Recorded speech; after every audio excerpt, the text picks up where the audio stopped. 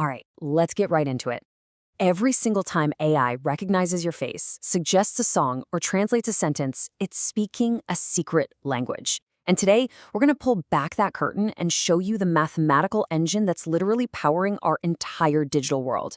So let's just start with a really simple question. You upload a photo to social media, and boom, a little box instantly appears around a face. How does it actually see that face? I mean, what is it really looking for? Well, the short and kind of surprising answer is it doesn't. Not in the way you and I do, anyway.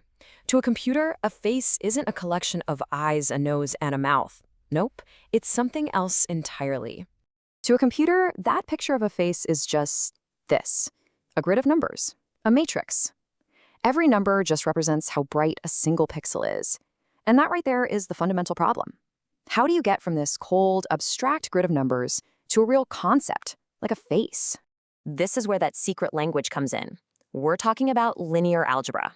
Now, hey, don't let the name scare you off. Think of it less like a boring math class and more like the universal translator that lets computers finally understand our world, our images, our text, our sounds, by turning them into numbers it can actually work with. So here's the crucial part. Linear algebra gives us a set of rules and tools. It's the framework that lets us take all this messy, real-world data and convert it into a structured mathematical form. Because once it's in that form, we can use math to find patterns, make predictions, and, ultimately create intelligence. To understand any language, you've got to start with the alphabet, right? Well, in linear algebra, our alphabet isn't A, B, and C. It's a set of fundamental building blocks that represent, well, everything. The simplest letter is a scalar, and it's just a single number. That's it. Think of it as just one point, representing one piece of information, like an age, or a price, or the brightness of one tiny pixel. Now, if you string a few of those single numbers together in a nice, neat list, you get a vector. A vector is basically a one-dimensional sequence. It could represent a point in 3D space, or maybe a user's ratings for 3 different movies, or even a single word in a sentence. Okay, now, if you stack a bunch of those vectors on top of each other, you get a matrix. This is a 2-dimensional grid, just like a spreadsheet, or hey, that grid of pixels we saw just a minute ago. An entire grayscale image can be perfectly represented by one single matrix. But what if you need more than 2 dimensions? For instance, a color image has height, width, and also color channels. Red, green, and blue. That's where tensors come in. They're just a way to handle data in 3, 4, or even more dimensions. It's definitely not a coincidence that Google's famous AI framework is called TensorFlow. Right, so we have our alphabet: scalars, vectors, matrices, and tensors. We can turn pretty much anything into these objects. But here's where it gets really, really cool. How do we go from just a list of numbers to actual meaning? I mean, really think about it. We can turn the words king and queen into vectors, into a list of numbers. But how can those lists possibly capture the deep relationship between them? How does the AI know they're similar? The answer is actually brilliantly simple. The AI doesn't just look at the numbers. It plots them as points in this vast multi-dimensional space. Meaning isn't found in the numbers themselves, but by measuring the distance and the angle between these points.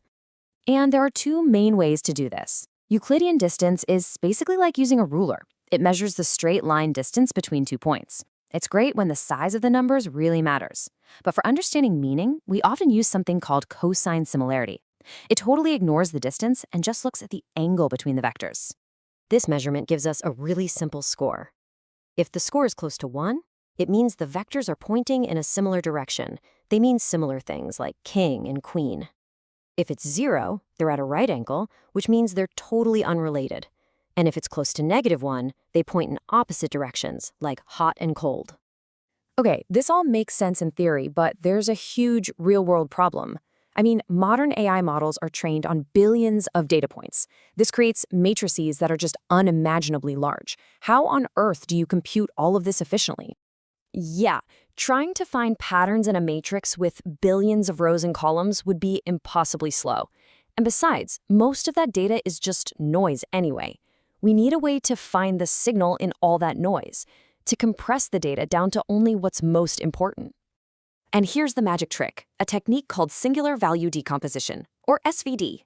So imagine a giant matrix of every user's movie ratings. SVD is like this amazing prism that breaks that messy data down. It lets us find the most essential patterns, like users who like action movies and movies with sci-fi themes, and just filter out all the noise.